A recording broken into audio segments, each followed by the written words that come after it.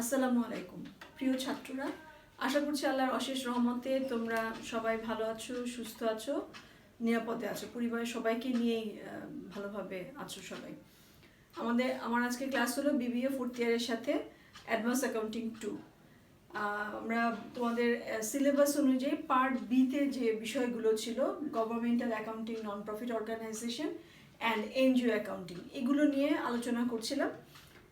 আমরা মোটামুটি governmental accounting নিয়েও আলোচনা হয়েছে, বেশ অনেকগুলো ক্লাসে আমরা আলোচনা করেছি। নন প্রফিট অর্গানাইজেশন, আমি গত ক্লাসটাতে নন প্রফিট অর্গানাইজেশন নিয়ে আলোচনা করেছি। আজকে এনজিও অ্যাকাউন্টিং, তার মানে হলো আমরা একদম লাস্ট চ্যাপ্টারে আছি, 12 নম্বর চ্যাপ্টারে আছি। এখানে 12 নম্বরে account for non governmental organisation, এটা হলো আজকে আমাদের টপিক। তাহলে আমরা এনজিও অ্যাকাউন্ট সম্পর্কে আজকে জানবো। এটা আসলে ডিফারেন্ট কিছু না, আমাদের আজকে টপিক হলো এনজিও অ্যাকাউন্ট। আমাদের এটা ডিফারেন্ট কিছু না। আমাদের আমরা যে বিজনেস এন্টারপ্রাইজের জন্য যে অ্যাকাউন্টিং রেকর্ডিংগুলো দেখেছি, অথবা গভর্নমেন্টাল অ্যাকাউন্টিংয়ের জন্য দেখেছি, নন প্রফিট অর্গানাইজেশনের জন্য দেখেছি, তাহলে সব কিছু একটা কম্বিনেশন এখানে আছে। এবং বেসিক্যালি এনজিও অ্যাকাউন্টিংটা হলো non profit organisation. Non profit organisation যে অ্যাকাউন্টিং বা ফান্ড অ্যাকাউন্টিং, এটার সাথে এটার মিল আছে। তাহলে চলো আমরা একটু দেখে নিই আমাদের এনজিও অ্যাকাউন্টিং কী হবে। অ্যাকাউন্ট ফর, আমাদের আজকে টপিক হলো account for non governmental organisation. দেখা যাক, শুরুতে আমরা এনজিও সম্পর্কে একটু জেনে নিই। আমাদের নন গভর্নমেন্টাল অর্গানাইজেশন যে কোনো, আমাদের মতো, আমাদের যে দেশগুলো আছে, যে অনুন্নত দেশ যেটা আমরা বলি, এই দেশগুলোতে এনজিওর একটা বিশাল অবদান আছে। তারা বিভিন্ন সেক্টরে কাজ করে যারা সুবিধা বঞ্চিত মানুষ, তাদের জন্য কিন্তু বিভিন্নভাবে তারা কাজ করে যাচ্ছে। এবং আমাদের আর্থসামাজিক যে প্রেক্ষাপট, সেই প্রেক্ষাপটে আমাদের সামাজিক প্রেক্ষাপট এবং আমরা অর্থনৈতিক দিক দিয়ে যদি আমরা দেখি, দুদিক দিয়ে আমরা দেখবো যে এনজিওর একটা অবদান আছে, একটা উন্নয়নের দিকে এনজিওর অবদান আছে। আমাদের যে ব্র্যাক, এটা তো অনেক স্বাধীনতোত্তর সময় এটা প্রতিষ্ঠিত হয়েছে এবং সেই সময় থেকে সে কাজ করে যাচ্ছে। এরকম আশা, কেয়ার বা ইন্টারন্যাশনাল যদি বলো, রেড ক্রস, এরকম অনেক এনজিও আছে তারা কাজ করে যাচ্ছে দেশের অর্থনীতির জন্য, সুবিধাবঞ্চিত মানুষের জন্য কাজ করে যাচ্ছে। তাহলে এখানে দেখো বলছে যে have appeared as the severe of countless number of people without food, cloth, education and basic health facilities. তাহলে যেই মানুষগুলোর ফুড নাই, ক্লোথ নাই, এডুকেশন নাই, বেসিক হেলথ ফ্যাসিলিটিস নাই, তাদের জন্যই কিন্তু তারা কাজ করছে।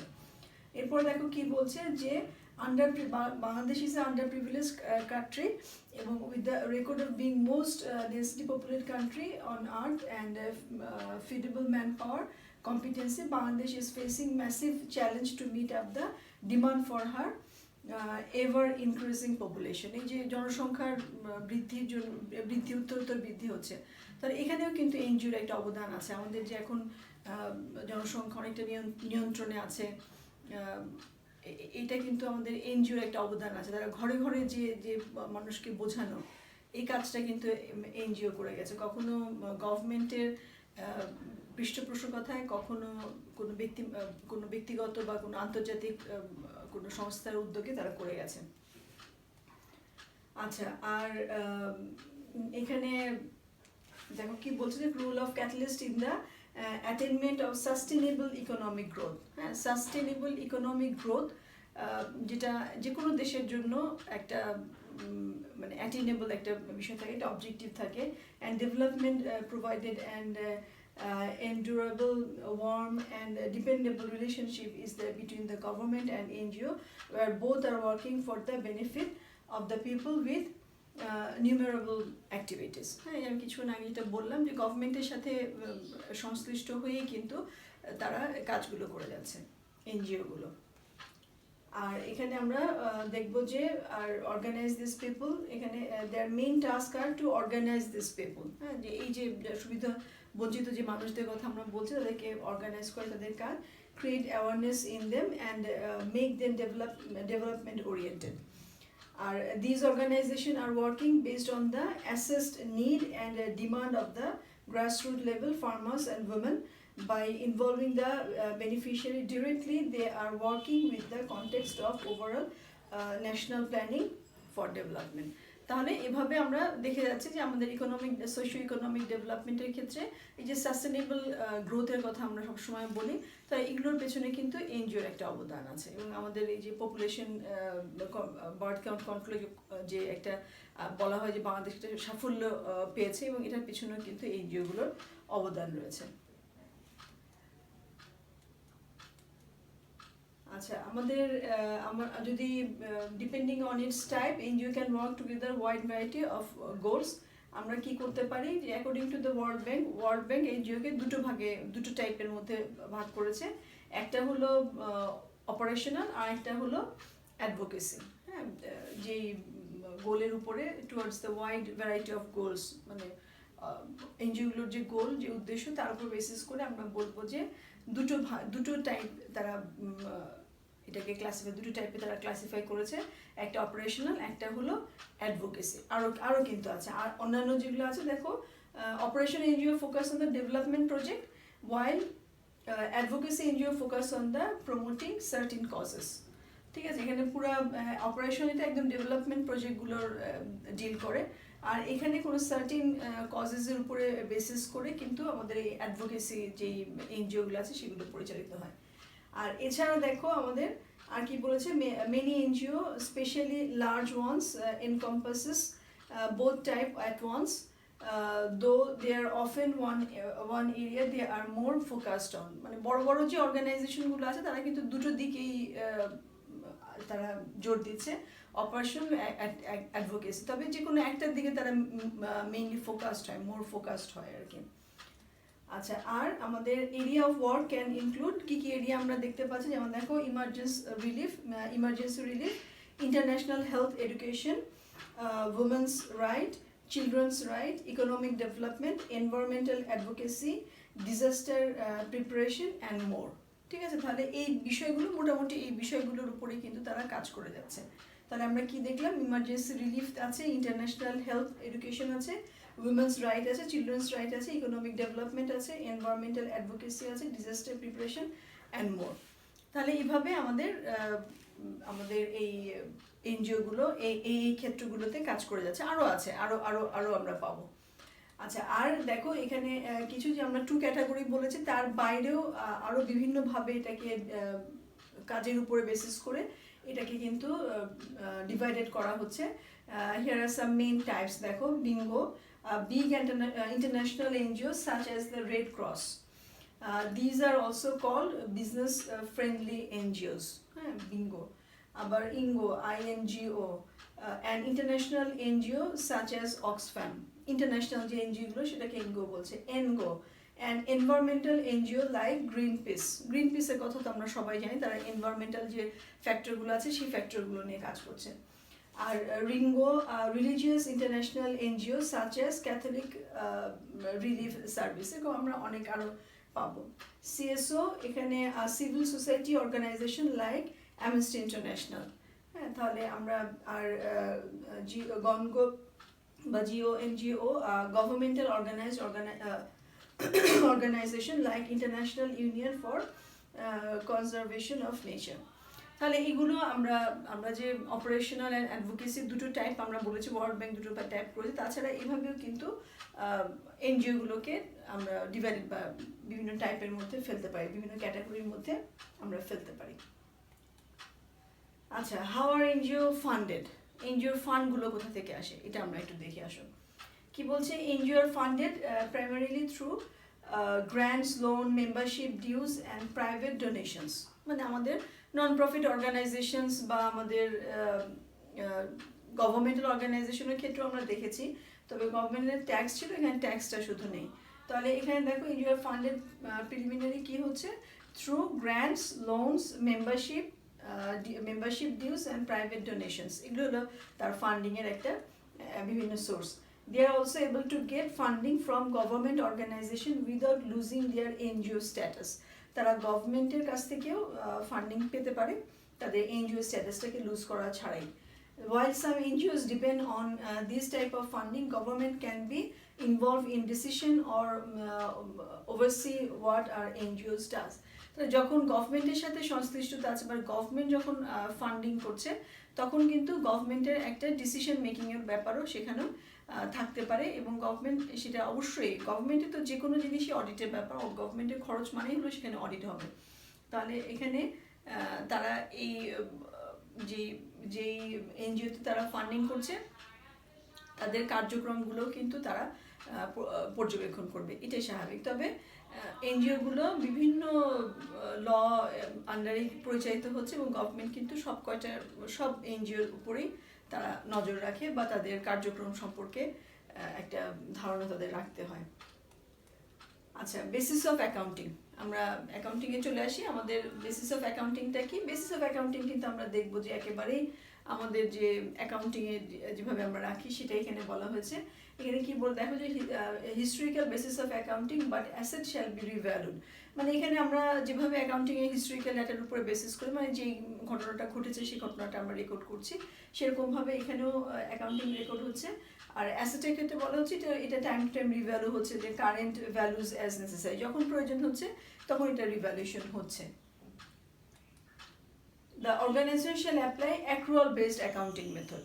ঠিক আছে, অ্যাক্রুয়াল বেস মানে হলো যে আমাদের আয় অর্জিত হলে আয়, ব্যয় ইনকার হলে ব্যয়, এটা আমাদের করতে হবে। তাহলে এখানে আমরা আমাদের নর্মাল বিজনেস টাইপ অর্গানাইজেশনেও আমরা দেখেছি আমাদের accrual based accounting, for profit organization আমরা দেখেছি যেগুলো গভর্নমেন্ট না, সেগুলোর ক্ষেত্রে আমরা দেখেছি। তাহলে revenue and grand donation shall be recorded in the accounting period it is received. তাহলে আমরা রেভিনিউ এবং গ্র্যান্ড ডোনেশন যেই পিরিয়ডে রিসিভ হলো সেই পিরিয়ডে রেকর্ড করতে হবে। And expenses recognize when incurred, যেটা আমাদের অ্যাক্রুয়াল বেসিস অফ অ্যাকাউন্টিংয়ের basis. The loan and grant revenue is recognized when received. আমাদের লোন এবং গ্র্যান্ট রেভিনিউ এগুলো যখন এনজিও রিসিভ করে তখন এটা রেকর্ড করতে হবে। Other revenues are recognized in accordance with the accrual concept. ঠিক আছে, এবং এই যে আমাদের মেম্বারশিপের কথাই ধর না কেন, মেম্বারশিপের ক্ষেত্রে তো ওখানে একটা টাইম ডিউরেশন থাকে প্রতি মাসের জন্য, বা লাইফ মেম্বারশিপে যে কিছু বিষয়গুলো থাকে। তাহলে যদি এমন হয় যে সেটা সেই সময় অর্জিত হয়েছে বা হওয়ার কথা ছিল, সেটাকে আমরা কিন্তু দেখাবো, মানে রিসিভেবলস যদি আমরা হাতে পেয়ে না থাকি তাহলে এটা রিসিভেবলস হিসেবে আমরা দেখাবো, অ্যাক্রুয়াল কনসেপ্টে দেখাতে হবে আর কি। Grants and donation if any shall be recorded separately from the operation activities, they will be shown below the operating line on the income statement. তাহলে অপারেটিং ইনকাম স্টেটমেন্টে অপারেটিং যে অ্যাক্টিভিটিসগুলো আছে তার আন্ডারে আমরা গ্র্যান্টস অ্যান্ড ডোনেশনগুলো দেখিয়ে থাকি, together with the non operating income and expense and taxes. ঠিক, নন অপারেটিং ইনকাম এক্সপেন্স বা ট্যাক্সেস তার সাথে এটা দেখিয়ে থাকি। When transfer to the balance sheet they will not be included in the retained earnings from operation but in the contributed to capital or donated equity. তাহলে আমরা এখানে ডোনেশনের ব্যাপারে আমরা দেখে নিলাম যে আমরা কোথায় দেখাবো, এবং এটা আমরা কন্ট্রিবিউটেড ক্যাপিটাল ইকুইটি হিসেবে কিভাবে আমরা এটা ইনক্লুড করব। এটা কি বলেছে, will not be included in the retained earnings from operation। ঠিক আছে, when transfer to the balance sheet, তুমি যখন ব্যালেন্স শিটে ট্রান্সফার করে দিচ্ছ, মানে ডোনেশনটা আমরা যখন বলি যে একটু অল্প পরিমাণে হলে সেটা আমরা রেভিনিউ আর্নিংস হিসেবে দেখাই, আবার ডোনেশন যখন বড় পরিমাণে হয় সেটা আমরা মানে আমাদের ক্যাপিটাল হিসেবে দেখানো হয়, তাহলে সেটাই এখানে উল্লেখ করা হয়েছে। আচ্ছা, in kind contributions must be recognized through journal adjustment that are supported by appropriate and objectives documented. তাহলে রিকগনাইজ যেমন agreements, formal letters or memos, এগুলোর মাধ্যমে আমাদের যে কন্ট্রিবিউশনগুলো আছে যে সেগুলোকে রিকগনাইজ করা হয়, অ্যাডজাস্টমেন্টও এভাবে দিয়ে দেওয়া হয়। আচ্ছা, আর এখানে দেখো যে এখানে কিছু অ্যাকাউন্টসের নাম লেখা আছে যেগুলো হিসেবে আমাদের এনজিওগুলো রিজিওনাল অফিস আর হেড অফিসে মেনটেন করে। যেমন চার্টস অফ অ্যাকাউন্টস আছে, ক্যাশ লেজার বুক আছে, হেড অফিস কারেন্ট অ্যাকাউন্ট আছে, সেটা ব্যাংক রিকনস্ট্রাকশন স্টেটমেন্ট এগুলো আমরা পাবো। দেখেন fund control, receives and payments account, income and expenditure account, balance sheet, audit report. এছাড়াও যেটা বললাম cash flow statement, bank reconstruction statement, এগুলো কিন্তু আমরা এখানে প্র্যাকটিসগুলো আমরা পাবো আমাদের এনজিও অ্যাকাউন্টসের মধ্যে। আচ্ছা তাহলে চলো আমরা কয়েকটা অঙ্ক করি, প্রবলেম 1। হ্যাঁ, আমরা ছোট্ট করে কয়েকটা অঙ্ক দেখি। আমাদের একদম নর্মালি আমরা সবাই জানি একটা মানে ক্যাশ বুক তৈরি করা কিভাবে, বা রিসিপ্টস পেমেন্টস অ্যাকাউন্ট আমরা কীভাবে তৈরি করি, ইনকাম এক্সপেন্ডিচার আমরা স্টেটমেন্ট কীভাবে তৈরি করছি, ব্যালেন্স শিট কীভাবে তৈরি করছি, এগুলো তো আমাদের একদমই জানা, তাও একটু নতুন করে দেখে নেওয়া। এখানে দেখো প্রবলেম 1-এ কি আছে, the following particulars are taken from the records of NGO Asha at Gopalganj branch of the month of August 2007. Cash balance বলেছে টাকা 2 লাখ and bank balance হলো 60 lakh. Disbursement of urban bank loan টাকা 10 lakh by checks.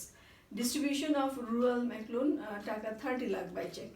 Purchase of এই যে by check এগুলো কিন্তু আবার কিছু প্রভিশনও আছে যে হ্যাঁ এগুলো ক্যাশে প্রোভাইড করা যাবে না। Purchase of agricultural equipment টাকা 10 lakh by check. Stationery purchase টাকা 20,000. Postage and telephone bill paid 5,000. Workshop expenses paid 20,000. Furniture purchase for টাকা 1 lakh. Cash withdrawn from bank হলো 1 lakh. Office rent paid হলো 30,000. Keeping টাকা 50,000 surplus of cash deposit into bank. তাহলে prepare a double column cash book. তোমরা তো অবশ্যই খুব ভালো মতো জানো ডাবল কলাম ক্যাশ বুক কি জিনিস।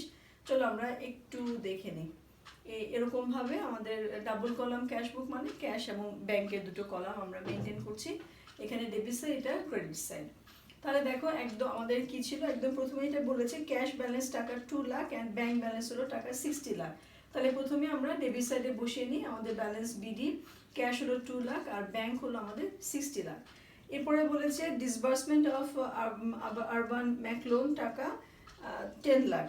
হ্যাঁ, আর distribution of rural mac loan taka 30 lakh by check. তাহলে দেখো আমাদের অগাস্ট 1-এ আমাদের 1 তারিখে, অগাস্টের 1 তারিখের এই ঘটনাগুলো, না এটা 2 তারিখের ঘটনা হবে, এটা 2 তারিখ হবে টাইমটা। তাহলে দেখো এখানে আমাদের আচ্ছা হ্যাঁ 2 তারিখে, হ্যাঁ আবার ম্যাক লোন হলো 10 লাখ টাকা, আর আমাদের রুরাল ম্যাক লোন হলো এমসি লোন, আর কি আমি ম্যাক লোন ভাবে বলছি, এমসি লোন আমাদের 30 লাখ টাকা। তাহলে আরবান এমসি লোন আর 10 লাখ টাকা, রুরাল এমসি লোন আমরা পেলাম হলো 30 লাখ টাকা বাই চেক। আচ্ছা এরপরে কি বলেছে, পারচেজ অফ এগ্রিকালচারাল ইকুইপমেন্টস টাকা 10 লাখ, তাহলে বাই চেকে হয়েছে। তাহলে আমাদের এখানে একটা কি আসবে, 5 তারিখে এগ্রিকালচার ইকুইপমেন্ট কত টাকা, ব্যাংক থেকে আমরা 10 লাখ টাকা ক্রেডিট হয়ে গেছে, কারণ এটা চেকে ইস্যু করা হয়েছে। স্টেশনারি পারচেস ফর 20,000 টাকা, এখানে ক্যাশ বা চেক উল্লেখ করা নেই, যেহেতু চেক উল্লেখ করা নেই তাহলে এটা আমরা ক্যাশ ধরে নিব। তাহলে এখানে আসো আমাদের স্টেশনারি কত টাকা চলে গেছে, আমরা ক্যাশের কলামে আমরা 20,000 টাকা দিয়ে দিলাম। Postage and telephone bill paid টাকা 5,000, তাহলে আমাদের দেখো 10 তারিখে পোস্টেজ এন্ড টেলিফোন বিল কত টাকা, 5,000 টাকা। ওয়ার্কশপ এক্সপেন্স পেইড টাকা 20,000, তাহলে আমাদের ওয়ার্কশপ এক্সপেন্স কত, 20,000। আচ্ছা এরপরে আছে হলো ফার্নিচার পারচেস ফর টাকা 1 লাখ, ফার্নিচার হলো 1 লাখ টাকা, তাহলে ফার্নিচার আমরা 1 লাখ টাকার কিনেছি। ক্যাশ উইথড্রল ফ্রম ব্যাংক টাকা 1 লাখ, তাহলে ব্যাংক থেকে ক্যাশ উইথড্র করলো, তাহলে এটা কন্ট্রা এন্ট্রি না, আমাদের ব্যাংক থেকে টাকাটা কমবে কিন্তু ক্যাশে আবার এটা আমরা জমা করব। তাহলে দেখো 20 তারিখে আমাদের ক্যাশে আমরা কি 1 লাখ ব্যাংক থেকে আমরা উত্তোলন করলাম, কিন্তু এই পাশে আবার আমরা কি করব, এখানে আমরা ব্যাংকে কন্ট্রা এন্ট্রি, এখানে ক্যাশে আবার টাকাটা জমা হয়ে যাবে, ঠিক আছে। আচ্ছা এরপরে আসো অফিস রেন্ট পেইড 30,000, তাহলে অফিস রেন্ট পেইড করা হলো কত, 30,000, ঠিক আছে 30,000। আচ্ছা আর keeping 50,000 surplus for cash deposit into bank, তাহলে আমরা ক্যাশ ডেপোজিট রাখবো আমাদের সিডি ব্যাংকের জন্য, আমাদের ক্যাশের জন্য সিডি হবে হলো মানে সিএফ আর কি, আমাদের যেটা ক্লোজিং ব্যালেন্স যেটা সেটা হবে 50,000। তাহলে দেখো আমাদের 50,000 টাকা আমরা রাখবো। এখন যদি আমরা যোগ করি এখানে 3 লাখ ক্যাশে হলো 3 লাখ টাকা, তাহলে এই পাশে 3 লাখ, তাহলে এখানে দেখো একটা ব্যালেন্স আসে, আর এখানে আমাদের ব্যাংকে হলো আমাদের যোগফলটা ওইদিকে বেশি না, 10,75,000, 60,75,000 ব্যালেন্স সিটি। এখানে আর একটা অ্যামাউন্ট আছে 75,000 টাকা একটা উইথড্রল আছে। আচ্ছা, এই যে আমাদের ব্যাংকের যে ব্যালেন্স যেটা রইলো, মানে আমরা যে 3 লাখ ধরেছি, এখানে 3 লাখ এবং সিডি আছে 50,000, তার মানে এই যে ডিফারেন্সটা, এই ডিফারেন্সটা হলো 75,000। তাহলে এই ডিফারেন্সটা এখানে 75,000 টাকা মানে হলো এই টাকাটা কমে গেছে এবং এটা আমরা কোথায় জমা করেছি, এটা আমরা ব্যাংকে জমা করে দিয়েছি, কারণ আমরা ব্যাংক ক্যাশের ব্যালেন্স রাখতে চাই হলো 50,000 টাকা। তাহলে এই যে আমরা এখানে ব্যাংকে জমা করলাম, সুতরাং এই দুটোর যোগফল আমাদের 60,75,000। ওখানে যদি আমরা বসাই 60,75,000, তাহলে আমাদের 9,75,000 টাকা আসবে। তার মানে অর্থাৎ হলো আমরা প্রথমে আগে ক্যাশের ব্যালেন্সটা টানবো, যে 50,000 টাকা ব্যালেন্স সিডি রেখে বাকি টাকাটা আমরা ব্যাংকে জমা দিব। ব্যাংকে জমা দেওয়ার পরে বাকিটা হলো আমার ব্যালেন্স সিডি ফর ব্যাংক। তাহলে এই গেল আমাদের ব্যাংকের মানে ক্যাশ বুক ডাবল কলাম। আচ্ছা আচ্ছা, আসলে এরপরে আমরা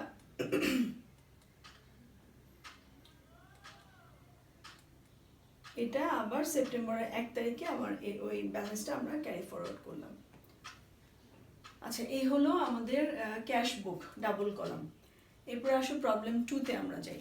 প্রবলেম 2-তে কি বলেছে, আমাদের তৈরি করতে হবে, দেখো কি যে প্রিপেয়ার আর receives and payment account for the month. The following transactions are taken from the records of NGO USEP of Tala branch for the month of September 2017.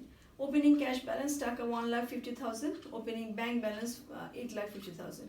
Donation received holo 2 lakh, MC loan disbursement holo 6 lakh taka, revolving loan given taka holo 2 lakh taka, loan disburse হয়েছে 6 লাখ হয়েছে, revolving loan given হয়েছে 2 লাখ টাকা, equipment purchase হয়েছে 40,000 টাকা, salaries paid 30,000 টাকা, office rent paid হলো 20,000 টাকা, cleaning and washing expense আছে 4,000, ইউটিলিটি এক্সপেন্স আছে 6,000, পোস্টেজ অ্যান্ড মোবাইল এক্সপেন্স আছে 2,000, লোন টু স্টাফ আছে 1 lakh, interest on MC loan টাকা 40,000, স্টেশনারি টাকা 8,000, ক্লোজিং ব্যাংক ব্যালেন্স টাকা 2 লাখ।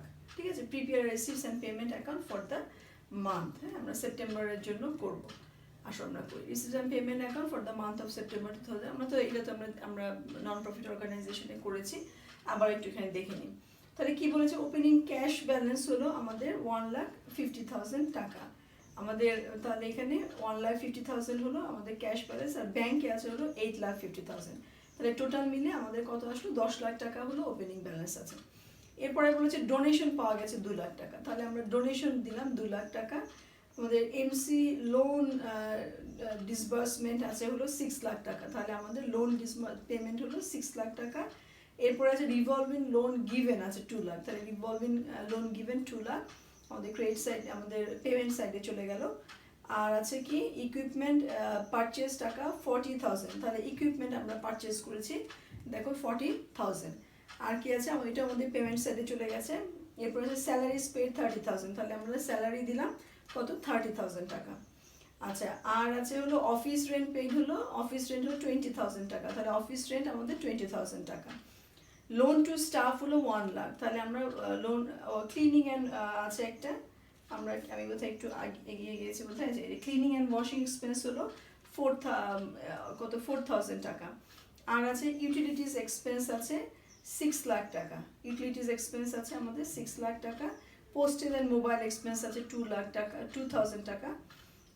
লোন টু স্টাফ আছে আমাদের কত, লোন টু হলো 1 লাখ টাকা। ইন্টারেস্ট অন এমসি লোন টাকা 40,000, একটা ইন্টারেস্ট আমরা আচ্ছা একটা স্টেশনারি আমরা বাদ দিয়েছি না, ইন্টারেস্ট স্টেশনারি হলো 8,000 টাকা। আচ্ছা, ইন্টারেস্ট অন এমসি, যে এই যে লোন যেটা প্রোভাইড করা হয়েছে, আমরা লোন যেটা প্রোভাইড করলাম সেখান থেকে একটা ইন্টারেস্ট পাওয়া গেছে, সেটা হলো কত টাকা, 40,000 টাকা। স্টেশনারি আমরা দিলাম। আচ্ছা, এরপরে আসো ক্লোজিং ব্যালেন্স টাকা 2 লাখ। তাহলে আমাদের এখানে আমাদের রিসিভস হলো 12,40,000, তাহলে আমাদের রিসিভস 12,40,000। ওখানে আমাদের তাহলে ব্যালেন্স আসে 2,30,000, তাহলে বলা ছিল যে 2 লাখ টাকা হলো আমাদের ব্যালেন্স। তাহলে আমাদের ক্যাশ ইন ব্যাংক হলো 2 লাখ টাকা, আর ক্যাশ ইন হ্যান্ড তাহলে হবে আমাদের 30,000 টাকা। তাই ক্যাশ ইন ব্যাংক 2 লাখ টাকা, এটা তো অঙ্কের মধ্যে বলে দিয়েছে। তাহলে 2,30,000 টাকা হলো 2,30,000 টাকা হলো তার ক্লোজিং ব্যালেন্স। সেখান থেকে আমরা ব্যাংকে আমাদের 2 লাখ রেখে আমরা বাকিটাকে ক্যাশ হিসেবে রাখছি। আচ্ছা, এই গেল আমাদের রিসিভস অ্যান্ড পেমেন্ট অ্যাকাউন্ট। দেখো আরেকটা অঙ্ক আমরা একটু দেখে আমরা আজকে ক্লাসটা শেষ করব। The following data are taken from the book of NGO BRDB at Keshavpur branch for the year ended 31st December 2017. Opening cash balance টাকা 30,000, bank balance হলো 31,50,000। ঠিক আছে। Interest received on MC loan টাকা 20,50,000। সার্ভিস চার্জ টাকা 1,50,000। Bank interest হলো 49,200। Rent from sublet 60,000। Admission fees বাবদ পাওয়া গেছে 10,000 টাকা। স্যালারিজ হলো টাকা 60, মানে পেমেন্ট, স্যালারিজ হলো পেমেন্ট। আদার অ্যালাউন্সেস টাকা 2,50,000। অফিস রেন্ট হলো 2,50,000। ব্যাংক চার্জেস হলো 7,500। স্টেশনারি টাকা 5,000। ইন্টারেস্ট অন সেভিংস মানে পাওয়া গেছে ব্যাংক ইন্টারেস্ট 9,60,500। ল চার্জ, এটা চার্জ হয়েছে 20,000 টাকা। মিসেলিনিয়াস এক্সপেন্স হলো 40,000 টাকা। ইকুইপমেন্ট পারচেজ হয়েছে 1 লাখ টাকা। ফার্নিচার হলো 67,000 টাকা। ক্লোজিং ক্যাশ ব্যালেন্স হলো 50,000 আর ব্যাংক ব্যালেন্স হলো 31,50,000 টাকা। Prepare income and expenditure statement for the year ended 31st December 2017 and balance sheet as that same date. তাহলে আসো আমরা একটু ইনকাম আর মানে আমাদের ইনকাম অ্যান্ড এক্সপেন্ডিচারের স্টেটমেন্ট আর ব্যালেন্স শিটটা একটু দেখে নিই। এই যে আমাদের একসাথে আমি দিয়ে দিয়েছি, দেখো এখানে কি আছে আমাদের এখানে ইনকাম, এই যে এটা ছিল, এখানে দেখো ওপেনিং ক্যাশ ব্যালেন্স টাকা হলো 30,000। এই যে আমাদের ওপেনিং, এটা তো দেখার দরকার নেই, আমরা ইনকাম এক্সপেন্ডিচার করছি। ব্যাংক ব্যালেন্স ইন্টারেস্ট রিসিভড হলো টাকা 20,50,000, 20,50,000। সার্ভিস চার্জেস আছে 1,50,000। ব্যাংক ইন্টারেস্ট আছে 49,200। সব আমাদের ইনকাম। দেখো রেন্ট ফ্রম সাবলেট হিসেবে পাওয়া গেছে 60,000। অ্যাডমিশন ফি হলো 10,000। তাহলে এটা আমরা পেলাম। তাহলে দেখো টোটাল আমার কত আসলো, টোটাল ইনকাম আসলো 3,20,000। এটা আমার টোটাল ইনকাম হিসেবে আসলো। আর আমার যে এক্সপেন্ডিচারগুলো আছে, দেখো এক্সপেন্ডিচারের মধ্যে কি কি আছে। এক্সপেন্ডিচারের মধ্যে আমাদের স্যালারিজ আছে 6,000, আদার অ্যালাউন্স আছে 2,50,000, অফিস রেন্ট আছে 2,50,000, ব্যাংক চার্জেস আছে 7,500, স্টেশনারি আছে আমাদের 5,000, ইন্টারেস্ট অন সেভিংস আছে আমাদের 9,60,500। ঠিক আছে। আর মানে সেভিংস ইন্টারেস্ট হলো এক্সপেন্স আর কি। ল চার্জেস হলো 20,000, মিসেলিনিয়াস এক্সপেন্স হলো 40,000, ইকুইপমেন্ট পারচেস হলো 1 লাখ। আমাদের এটা এক্সপেন্ডিচার। আচ্ছা, আমরা এক্সপেন্ডিচার, আমরা এটা তো রিসিভস অ্যান্ড পেমেন্টস করছি না, আমরা এক্সপেন্ডিচার করছি, সুতরাং আমাদের এখানে ইকুইপমেন্টও আসছে না, ফার্নিচারও আসবে না। তাহলে দেখো আমাদের মিসেলিনিয়াস এক্সপেন্স পর্যন্ত টোটাল ব্যালেন্স আসলো কত। টোটাল ব্যালেন্সে টোটাল এক্সপেন্ডিচার হলো 21,33,000। এটা আমাদের টোটাল ব্যালেন্স। তাহলে ইনকাম বেশি না, আমাদের ইনকাম হলো 23,20,000 আর এক্সপেন্ডিচার হলো 21,33,000। তাহলে access of income over expenditure হলো 1,87,000। আচ্ছা, এরপরে আসো আমরা একটু ব্যালেন্স শিটটা করে ফেলি। ব্যালেন্স শিটে আমাদের ওপেনিং ক্যাশে বলা আছে 30,000 আর ব্যাংক আছে আমাদের 31,50,000। তাহলে দুটো মিলে আমাদের 31,80,000। এটার সাথে আমরা সারপ্লাস ইনকাম আর এক্সপেন্ডিচার স্টেটমেন্টে যে সারপ্লাসটা পেয়েছি সেটা আমরা যোগ করেছি 1,87,000। তাহলে 33,87,000 হলো আমাদের এই পাশে লাইবিলিটিস। আর ওখানে আমরা ক্যাশ ইন হ্যান্ড আমাদের বলে দিয়েছে, ক্যাশ ব্যালেন্স হলো 50,000 আর ব্যাংক ব্যালেন্স হলো 31,50,000। আমরা ইকুইপমেন্ট কিনেছিলাম 1 লাখ টাকার। এই যে আমাদের ইকুইপমেন্ট পারচেস ছিল 1 লাখ টাকা আর ফার্নিচার ছিল 67,000 টাকা। ঠিক আছে। তাহলে এই হলো ব্যালেন্স শিট। ঠিক আছে। তাহলে এই হলো আমাদের নন এনজিও অ্যাকাউন্টিংয়ের জন্য। এটা আসলে একদমই ডিফারেন্ট কিছু না। আমরা নন প্রফিট অর্গানাইজেশনের যেভাবে আমরা করে এসেছি, নন প্রফিট অর্গানাইজেশনের অঙ্ক তো তোমরা আগেই করেছো, মানে ছোটো, মানে একদম এই এইচএসসি লেভেল থেকেই করছো। তাহলে ওখানে যেই অ্যাকাউন্ট টাইটেলগুলো পাবে, এখানে কিন্তু একই ধরনের অ্যাকাউন্ট টাইটেল আমরা পাবো, হ্যাঁ, আর একই রকমভাবে এখানে মেনটেন করা হয়, তেমন কোনো ডিফারেন্স আমরা দেখব না। তাহলে আজকে এই পর্যন্তই শেষ করছি। তোমরা ভালো থেকো। এই আমাদের পার্ট বি এর যেই বিষয়গুলো ছিল, যে চ্যাপ্টারগুলো ছিল, সেটা শেষ হয়ে গেল। তাহলে পার্ট বি এর উপরে আমাদের যে তোমাদের সিলেবাস অনুযায়ী পার্ট বি এ governmental accounting, non profit and NGO accounting, মানে নন গভর্নমেন্টাল অ্যাকাউন্টস, এটার উপরে আজকে আমাদের এটা লাস্ট ক্লাস হলো। তাহলে আশা করছি তোমরা ক্লাসগুলো বুঝতে পেরেছো। যদি বুঝতে না পারো অবশ্যই আমাকে জানাবে, আমাকে মেসেজ করে জানাবে, এসএমএস করবে, ইনবক্সে করতে পারো, কমেন্ট বক্সে করতে পারো, আমি চেষ্টা করবো যথাসাধ্য আনসার করার জন্য। তাহলে আজকের মতো এখানেই আল্লাহ হাফেজ বলছি। সবাই অনেক ভালো থেকো, একটু সতর্ক থাকতে হবে সবাইকে। অবশ্যই বাসা থেকে বের হলে মুখে মাস্ক পরে বের হবে, হ্যাঁ, কারণ একটু সবাই তো বলছে না যে একটু রিস্কটা একটু বেড়ে গেছে, করোনা হয়তো এই ঠান্ডার মধ্যে একটু বেড়ে যেতে পারে। তাহলে নিজেও সুস্থ থাকবে, পরিবারকেও সুস্থ রাখবে। ঠিক আছে, তাহলে সবাই ভালো থেকো, আমার জন্য অনেক দোয়া করুন।